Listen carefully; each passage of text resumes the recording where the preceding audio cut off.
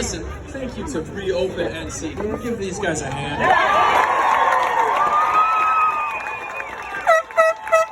You know, I did the easy thing. I got in my car, had a breakfast, got a workout this morning, and I just showed up. But these ladies have put their time, they put their reputation. It sounds like our founding fathers.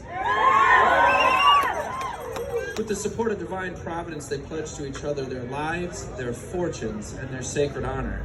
It takes sacrifice to do that, so I'm grateful. Listen, I have an issue. How many of you have read or even know that there is a North Carolina Constitution?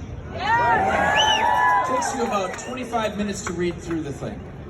So when Roy Cooper decided to make these executive decisions, he unilaterally conferred with himself and no other branch of government. And the way that he reads medical statistics, which they're skewed and we have so many diverse opinions on this, when he made that directive, I went to the Constitution. I said, does he have the authority to do that?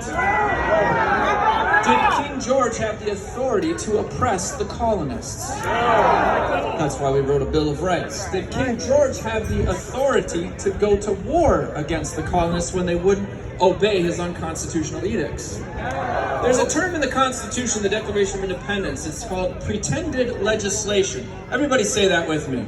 Pretended legislation. That means it's pretend. There's no authority to it. It's make-believe, like when we were little kids and we had tea parties. Now we're big kids and we have tea parties. Because pretended legislation, when you break pretended legislation, you know what our founding fathers called it? Pretended offenses.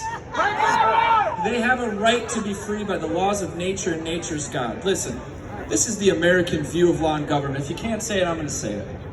Repeat after me. There is a God. There is a God. Our rights come from Him. Our rights come from Him. The purpose of civil government is to protect and secure God-given rights. The purpose of civil government is to protect God-given rights. Now let's say the Declaration of Independence, because this is where authority lies, guys. It doesn't get on the debate. You know, some of you might be right about the healthcare side of it. Some of you might be right about the political side of it. But it doesn't matter because our opinions don't matter. What matters is authority, and that's the Constitution. And when I read that Constitution in North Carolina for 25 minutes, I went through every single line item authority that the governor has. And guess what he does not have the authority to do? Create legislation.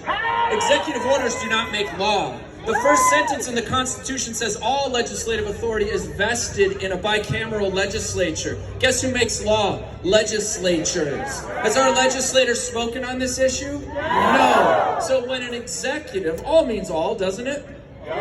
So if legislature holds that authority, how much legislative authority is there for an executive order? How about a Supreme Court decision?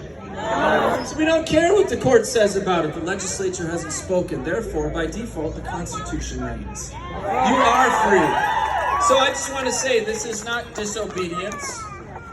There's already somebody disobeying. It's called government. This is called resistance.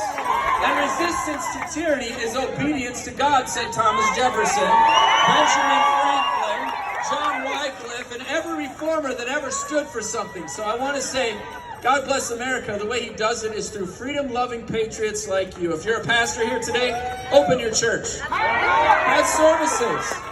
Be cautious. Use your brains. We're capable of that. We don't need government to put their brains in our head, do we? Stand up for it. Let's be American. Let's say it one more time. There is a God. Our rights come from Him. The purpose of government is to secure God-given rights. And if you want to know more about the Constitution, just go to theamericanview.com. We are giving away our Constitution course digitally for you to take. I want Americans educated because ignorance is conducive to slavery. God bless you all. Thank you.